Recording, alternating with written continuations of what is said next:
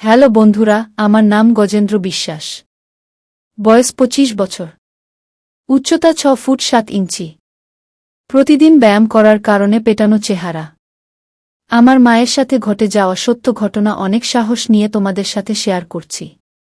এবার মূল কথায় ফিরে আসি। আমার মায়ের নাম রানী বিশ্বাস। বয়স ৪-৮ বছর। মা খুব একটা লম্বা না, ৫ ফুট থেকে কিছু কম। মায়ের ওজন খুব বেশি না, ৪৫ কেজি হবে। তবে হালকা চর্বি আছে, সাথে সিজারের কাটা দাগ, যেটা আমার বোনের জন্মের সময় হয়েছিল। আমার বোন মাত্র ২ বছর বেঁচে ছিল। বোন মারা যাওয়ার পর মা বাবা দুজনেই খুব ভেঙে পড়ে। আমি ৫ বছরের ছোট ছেলে ছিলাম, তাই বোন হারানোর কষ্টটা খুব একটা বুঝতে পারিনি। মা বোন জন্ম হওয়ার পর অপারেশন করিয়ে নেয় যাতে আর বাচ্চা না হয়। বোন চলে যাবার পর বাবা খুব দুঃখী হয়ে পড়ে আর খাবারের প্রচুর অনিয়ম করে। এতে বাবার কিডনি খারাপ হয়ে যায়। তার কিডনির অসুখে বাবা মারা যায় আজ থেকে ১৫ বছর আগে। আমি আর বিধবা মাকে সেই থেকে বাড়ির বাকি লোকেদের কাছে অনেক অপমান সহ্য করতে হয়। বাবার পোস্ট অফিসে চাকরি ছিল, ওখান থেকে যে টাকা পায় তাতে আমাদের চলে। মা খুব শিক্ষিত না হওয়াতে বাবার চাকরি করতে পারে না। আমি ছোট থেকেই পড়াশোনায় ভালো ছিলাম, তাই ২ বছর আগে চাকরি পেয়ে যায়। ভালো পোস্টে ৬ মাস ট্রেনিং এর পর কলকাতাতে পোস্টিং হয় আমার মিউনিসিপাল কর্পোরেশনের সহকারী অফিসার হিসেবে।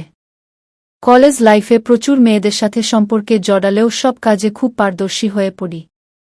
বাবা চলে যাবার পর আমি ও মা একে অপরকে আঁকড়ে ধরে বেঁচে থাকি। বাড়ির বাকি লোকেদের অন্যায় ব্যবহারের পরও আমার বিধবা মা নিজের মনের জোরে আমাকে ভালোবাসা দিয়ে বট করে তোলে। আমাদের ভাগে ২টি রুম, সাথে রান্নাঘর ও বাথরুম। ছোটবেলায় মায়ের সাথে ঘুমাতাম, কিন্তু মাধ্যমিক পরীক্ষার পর আলাদা ঘরে ঘুমাতে চাইলে মা মানা করে। তাই অন্য ঘরে পড়াশোনা করে রাতে মার সাথে ঘুমাতাম। কলেজে পড়ার সময় পড়া ছাড়াও ওইসব নিয়ে খুব ভাবতাম। আমার বাড়িতে লুকিয়ে লুকিয়ে ভিডিও দেখতাম আর বাথরুমে হাত দিয়ে। মা আমাকে আদর করত সবসময়, আর আমিও মাকে খুব ভালোবাসতাম ও শ্রদ্ধা করতাম। তবে মাকে কখনো অন্য নজরে দেখিনি। মা বাবা চলে যাবার পরও অন্য কোনো সম্পর্কে জড়াননি। আমাদের মাঝে কোনো তৃতীয় ব্যক্তিকে আনেনি। শুধু আমাকে ভালোবেসে নিজের সব চাহিদা বিসর্জন দিয়ে বেঁচে আছে। তাই মায়ের প্রতি আমি খুবই শ্রদ্ধাশীল। ২২ বছর বয়সে আমি গ্র্যাজুয়েশন পাশ করে আমি কোচিংয়ে ভর্তি হয়েও সরকারি চাকরির পরীক্ষার জন্য প্রস্তুতি নিতে শুরু করি। ধীরে ধীরে বান্ধবীদের সাথেও সব কাজ করতাম। সেটা আস্তে আস্তে বন্ধ হয়ে যায়, তাই হাত দিয়ে কাজ সারতে থাকি। ইতিমধ্যে মা সুগার ধরা পড়ে, তাই মার যত্ন, পড়াশোনা নিয়ে খুব ব্যস্ত হয়ে পড়ি। কারণ একটা ভালো চাকরি পেয়ে মুখে হাসি ফোটানো আমার একমাত্র লক্ষ্য হয়ে দাঁড়ায়। আমার চেষ্টা সফলও হয়। আমি চাকরি পেয়ে যাই। এতে মার চোখে আনন্দের জল চলে আসে। আমি চাকরি ট্রেনিং এর জন্য বাইরে যাই। ট্রেনিং শেষ হলে কলকাতাতে পোস্টিং পাই।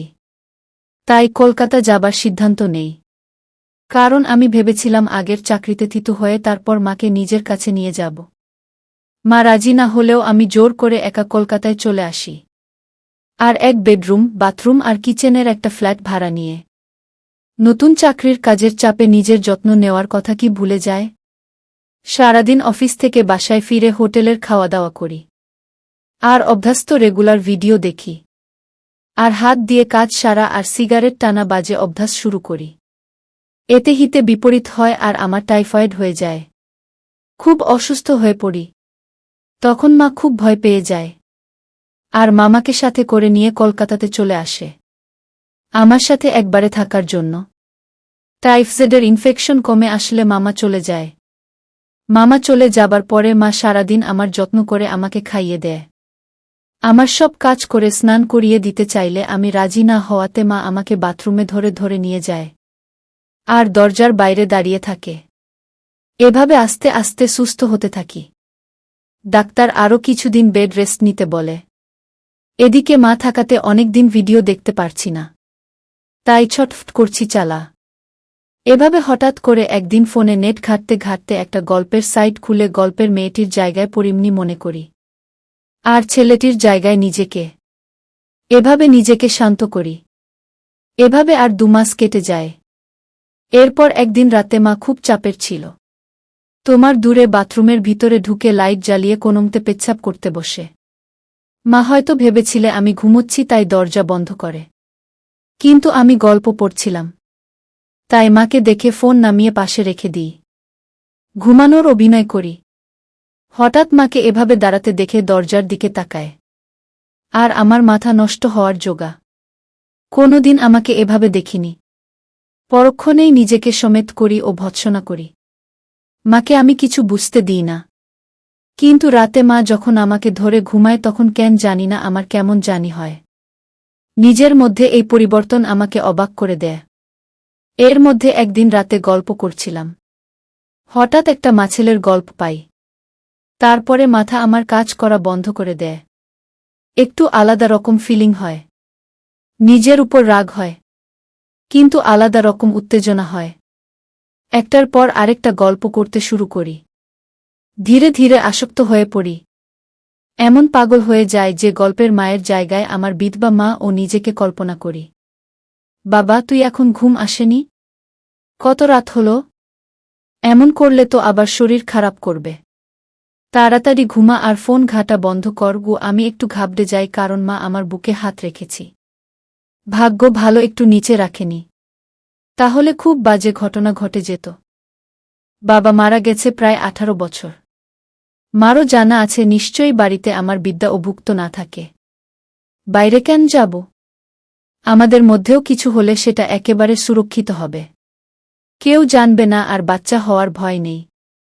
কিন্তু বড় প্রশ্ন হলো আমি মাকে রাজি কি করে করব? ট্যাবলেট বা ঘুমের বড়ি দিয়ে কাজ করা আমার পছন্দ না। যা হবে অর্গানিকভাবে মায়ের ইচ্ছাতেই। কিন্তু সেটা কিভাবে হবে বুঝে পাই না। প্রচুর রিসার্চ করি কিন্তু কোনো লাভ হয় না।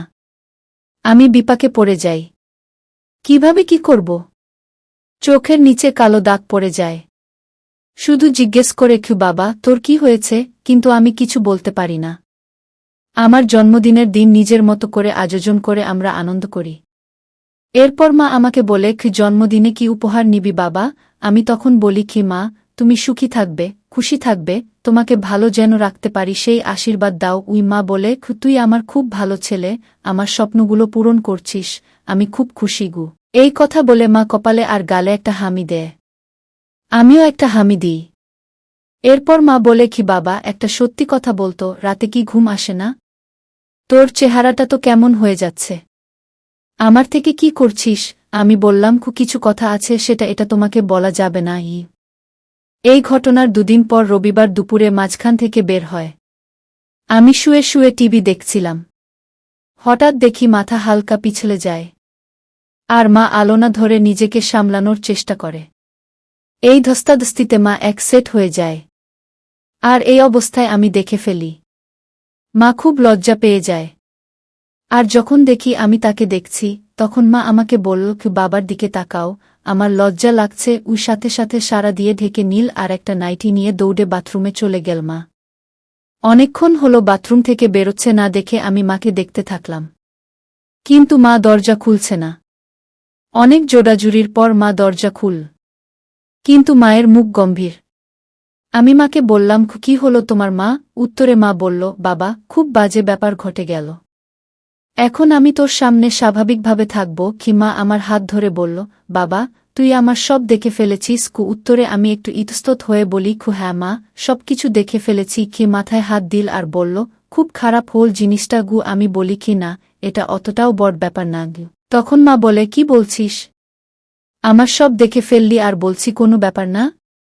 উত্তরে বললাম, মা অত ভাবছ কেন তুমি? বাইরের কোনো তৃতীয় ব্যক্তি তোমাকে দেখিনি। আমি তো তোমারই অংশ। আমি দেখেছি তুমি নিজের ইচ্ছেতে তো আমাকে সব দেখাওনি, ভুল করে হয়ে গেছে। নিজের ইচ্ছেতে দেখালে আলাদা ব্যাপার ছিল। আর তুমিও তো আমাকে কত এক্সিট অবস্থায় দেখেছ। তাহলে কি আমি লজ্জা করে বসে থাক ঘরে? চলো। এটা শুনে মা বলছে, বাবা, সে তো ছোট থাকতে দেখেছিস। এখন তো কত বড় হয়ে গেছিস। আর আরেকটা কথা, নিজের ইচ্ছেতে যদি আমাকে দেখে ফেলতে, তখন কি আমাকে খারাপ ভাবতে? আমি রেগে গিয়ে বললাম, আগে শীতের পোশাক পরো। আমার খিদে পেয়েছে, একসাথে খাবো। তারপর আমি একটু বাইরে যাব। আমি স্নান করে আসি, তুমি পুজো দিয়ে নাও। ও আমি বাথরুমে গেলাম আর হাতের কাজ সেরে নিলাম। আমার মাথা ঘুরে গেল। আমি তাড়াতাড়ি সব পরিষ্কার করে স্নান করতে লাগলাম। আমাকে নিয়ে ভাবতে লাগলাম, যেভাবেই হোক মায়ের সাথে কাজটা করতে হবে। আমি হালকা হালকা ইশারা দেবে আমাকে। এইভাবে স্নান করে বেরিয়ে দেখি মা খাবার রেডি করে ডাইনি নিয়ে বসে আছে। আমি চুল আঁচড়ে বরিস পায়ে লাগিয়ে খেতে বসলাম। আর চোখে মাকে দেখছি মা নিচু হয়ে খাচ্ছে দেখে আমি বললাম, মা কি হয়েছে? তোমার যা হয়েছে সেটা ভুলে যাও তো। কি মা বলছে কি বাবা? আমি বলতে পারছি না, খুব লজ্জা লাগছে। কি এই কথা শুনে আমি নিজের রাগ সামলে নিয়ে বলি, কি মা, আমি কি করে তোমারে লজ্জা কাটবে তুমি বলতো? কি মা বলে, আমি কিছু জানি না রে বাবাগু। আমি এবার বলি, কি ঠিক আছে, তোমার এই গুণটা মুখ আমার দেখতে ভালো লাগে না। তুমি ছাড়া আমার আর কেউ নেই। আমি তোমার সামনে এক সেট হয়ে যাবা, তুমি দেখে নিও, তাহলে তোমার লজ্জা যদি কাটে। আর মা, তুমি পোশাক পরেও যতটা সুন্দরী, পোশাক ছাড়াও তত সুন্দরী। এটা শুনে মা একটু থমকে গেল। তখন আমি মাকে বলি, আমি আর দিকে বাড়ি ফিরে আসি, তারপর সব কথা হবে। আমি বেরিয়ে আমার এক বন্ধুর সাথে আড্ডা দিতে চাই, কিন্তু মন লাগছে না। তাই 6টার দিকেই বাড়ি ফিরে আসি। মা আমাকে আসতে দেখে বলে, কি এত তাড়াতাড়ি চলে এলে যে? আমি বলি, কি তুমি এমন গোমরা হয়ে বসে থাকবে আর আমি বাইরে আড্ডা দিই, সেটা হয় না। আর আকাশটাও খারাপ করেছে, ঠান্ডাও লাগছে ভালো। তাই চলে এলাম। আমরা একসাথে চা খাই। তারপর মাকে বলি, কি এবার তুমি আমাকে খুলে বল, কি হয়েছে তোমার? তো মা বলল, তুই আমার সব দেখলি। তোর বাবা ছাড়া আর কেউ আমাকে দেখিনি, আজ তুই দেখলি। কেমন লাগছে? তোর সামনে আসতে লজ্জা লাগছে খুব। ভালো ছিলাম যে, কোনো অভাব ছিল না, কিন্তু কি জানি কি হচ্ছে গি। তখন আমি রেগে যাই আর বলি, কি তোমাকে পুরোপুরি এক সেট প্রথম দেখেছি হয়তো, কিন্তু তোমার প্রায় প্রতিটি অঙ্গ আমি দেখেছি যখন তুমি রাতে বাথরুম যেতে দরজা বন্ধ না করে না। কি এটা শুনে একটু হয়ে যায়। এরপর আবার আমি বলি, কি এই মাঝ বয়সেও এত মেনটেইন করে রেখেছে। পেটের ছেলে দেখেছে তাতেও লজ্জা। জিজ্ঞেস করতে না আমি কেন ঘুমাই না? সেটার উত্তর হল, রাতে ঘুম আসে না। 25 বছর বয়সে যে জ্বালা হয় সব ছেলে, ঠিক তেমনি জ্বালা আমার। কাউকে বলতে পারি না। তাই ভালোবাসার অভাবে আমার এই অবস্থা। মা তখন বলে, কি নিজেকে শক্ত করার অন্য একটি উপায় আছে, সেটা করে একটু আরাম পাবে। কিন্তু শরীরকে এভাবে কষ্ট দিস না বাবা। কি তখন আমি বলি, কি মা, আমার কষ্টের পরিমাণ অনেক, তাই তোমাকে বললাম। সন্তানের কষ্ট মা ছাড়া আর কেউ বুঝবে না। মা বলে, কি আমি জানি বাবা। একটা কথা বলি, আমিও তো নিজের চাহিদা ভুলে তোর জন্য বেঁচে আছি। তুই নিজে কষ্ট পেলে আমার কষ্ট হয়। বাবা, আমাকে একটু সুখ চে বাবাগু। আমি তখন বলি, কি তোমাকে সুখী করা আমার একমাত্র উদ্দেশ্য। আজকে রান্না করতে হবে না, বাইরে থেকে খাবার অর্ডার করছি। কাল তো ছুটি, কালকে বাড়িতে আছি, তাই হালকা খাওয়া যাবে না। এবার বলে, বাবা এটা বুঝছিস? আমার ছেলে মাঝে আমি কোনোদিনও কাউকে আনেনি। তুই আমাকে একটু সুখ দিস, তাহলে হবে। আমি বলি, কি তোমার জন্য আমি সব করতে পারি। যেমন তোমার লজ্জা ভাবটা আগে কাটায়। বলে বাথরুম গিয়ে হাত পা ধুই আর সব বাইরের জামাকাপড় ছেড়ে এক সেট হয়ে বাইরে বের হই। মা চা খাচ্ছিল, মাকে এই অবস্থায় দেখে চমকে যায় আর আমার হাত থেকে কাপ নিচে পড়ে যায়। মা বলে উঠে, কি বাবা, এ কি অবস্থা তোর? কেন এমনটা করলে? আমি ওই অবস্থায় মায়ের সামনে গেলাম আর মাকে বললাম, কি তোমার লজ্জা কাটানোর জন্য আর কোনো উপায় ছিল না। তুমি তো নিজের ইচ্ছেতে সবকিছু দেখাননি, তাও লজ্জা পাচ্ছ। আমি নিজের ইচ্ছেতে তোমাকে সব দেখলাম, কিন্তু দেখো মা, আমার একটুও লজ্জা করছে না। তোমার লজ্জা আশা করি এবার কেটে যাবে। আমরা একে অপরের পরিপূরক। আমাদের মাঝে কেউ আসবে না। তোমার সব কষ্ট আমি দূর করব। এইভাবে মনে হয়ে থাকবে, আমি সেটা দেখতে পারছিলাম না। মা আমার কথাগুলো শুনছিল, এক দৃষ্টিতে আমাকে দেখছিল। তারপর মা বলল, কাপড় পরে অসুস্থ ছেলে, ঠান্ডা লেগে যাবে। আর লজ্জা করব না বলে দাঁড়াও। আর একটা হামি দিল আর রান্নাঘরে চলে গেলা। নিজেকে আয়নাতে একবার দেখলাম আর ভাবলাম, চেহারাটা বেশ আমার। আমি এবার পোশাক পরে নিলাম। ইতিমধ্যে খাবার চলে আসলে আমরা তাড়াতাড়ি খেয়ে নিলাম। বাইরে ঝড় বৃষ্টি শুরু হল। লোডশেডিং হয়ে গেল। আমরা সব ঠিকঠাক বন্ধ করে ইনভার্টার দিয়ে ছোট বাল্ব জ্বালিয়ে সবার জন্য রেডি হলাম। আমাদের ফ্ল্যাটটা 3rd ফ্লোরে, একটি ফ্ল্যাট কি আছে, কিন্তু ওনার বাইরে থাকে। আমাদের উপরে টেরাস গার্ডেন বা শুয়ে পড়ল। আমি বাথরুমে গিয়ে মা কথা ভেবে কাজ করতে লাগলাম, কিন্তু মা ডাকাডাকি করাতে ঘরে চলে আসলাম। মা ঘরে আসতেই জিজ্ঞেস করল, ও এতক্ষণ কি করছিলে? আমি বললাম, কুপুটি করছিলাম। কি তো মা হঠাৎ বলে উঠল, কুপুটি করছিলি না, অন্য কিছু করছি, কে জানে। আমি কিছু বললাম না। জল খেয়ে সোজা বিছানায় উঠলাম ও কম্বল গায়ে দিয়ে মাকে বললাম, মা, আরও গল্প করি, নিজেদের সুবিধা অসুবিধা সব বুঝি। কেবল 1:00 বাজে, কাল ছুটি, দেরি করে উঠব। কি মা বলল, ঠিক আছে, আজ থেকে আমি তোকে ঘুম পাড়িয়ে দেব। আমি বলি, কি মা, একটা কথা জিজ্ঞেস করব, লজ্জা পাবেন না বা রাগ করবে না তো? মা বলল, ও আমার লজ্জা তুই কাটিয়ে দিয়েছিস না। স্কাইওয়ে পড়তে আমার সামনে লাস্ট এক্সিট হয়েছিস আজ। আবার হলি, আর তুই যদি নিজে মনের সব কথা আমাকে না বলিস, তাহলে আমি রেগে যাব আর তার থেকেও বেশি কষ্ট পাব। আর ভাবব আমার ভালোবাসা থেকেই কমতি থেকে গেল যে তোর আমি প্রিয় বন্ধু হতে পারলাম না। আমি এটা শুনে বলি, কি তোমাকে কোনো কষ্ট আর পেতে হবে না। তোমার সব চাহিদা আমি পূরণ করব। তুমি চাইলে আমাকে স্নানও করিয়ে দিতে পারো। তোমার যেভাবে খুশি, আমি মানা করব না। এবার বলতো মা, নিজেকে কি করে তুমি সম্মত রাখতে? আর কি করতে যেটা আমি করতে পারছি না? প্লিজ বল। এই কথা শুনে মা বলছে, কে বাবা, আমি খুব খুশি হলাম যে তুই নিজের মনের কথাগুলো খুলে বলছিস গু। তখন আমি বললাম, কে মা, আমি সবসময় তোমাকে সব বলতে চাই, তবে তুমি যদি অস্বস্তি বোধ করো তাই বলতাম না। আর তুমি যা লজ্জা পাও তাই বলতাম না। তুমি ফ্রি হয়েছ তো আমি আমার সব তোমাকে উজাট করে দেব, যেমনটা তুমি চাও। আমার বিধবা মা, আমার প্রিয় বন্ধু আছে, আর কাউকে লাগবে না। তারপর বলতে শুরু করল, কি বাবা, তুই এটা ভাবিস না আমাকে শারীরিক কষ্ট পেতে হয়নি। উত্তর, কষ্টের পরিমাণটা হয়তো অনেক, কিন্তু আমার কষ্ট কিছু কম ছিল না। অন্য কারো সাথে সম্পর্কে আমি জড়াইনি। তোর মুখ দেখে নিজেকে সময় তো রেখেছি। কখনো কখনো নিজেকে নিজেই ঠান্ডা করতাম, বাস। আর কিছু না। জানতাম এটা শরীরের জন্য ঠিক না, কিন্তু আমার আর কিছু করার ছিল না। তোর জন্য সবকিছু বিসর্জন দিয়েছি বাবা। আমাকে এবার একটু সুখের মুখ দেখাস গে। আমার একটু খারাপ লাগলো। আমি বললাম, কে মা, আগে যা হয়েছে ভুলে যাও। আমি তোমাকে এখন থেকে এতটা ভালোবাসবা, আদরত্ন করব, তুমি সব কষ্ট ভুলে যাবে। খিমা তখন বলল, বাবা, বাবা, তোর তো উপায় আছে নিজের চাহিদা মেটানোর। তাহলে নিজেকে নিজে ঠান্ডা করার চেষ্টা করিস না। খুব খারাপ। আমি বলি, খিমা, ডাক্তারও আমাকে মানা করেছে। কিন্তু মা, আমার কোনো বান্ধবী নেই। আমি এখন কোনো সম্পর্কে জড়াব না। আগে তোমাকে পৃথিবীর সুখ দিই, তারপর দেখা যাবে। তখন মা বলেন, আমার ছেলে বড় হয়ে গেছে, কিন্তু সব সুখ কি আর পারবে? সব সুখ সবার কপালে থাকে না।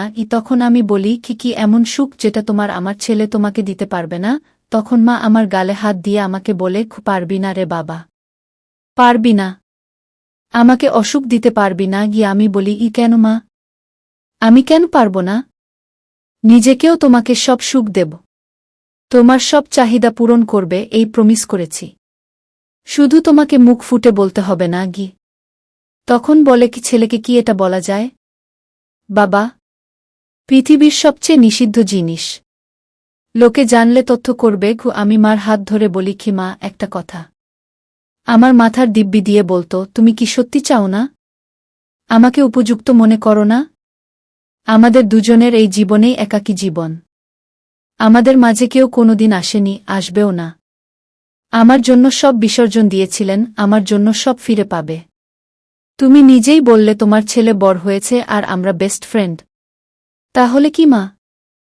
আমি মা কান্না করে উঠল আর বলল, দূর থেকে উপযুক্ত আর কেউ না রে বাবা, শুধু আমার মাতি বোধ আমাকে আটকাচ্ছে।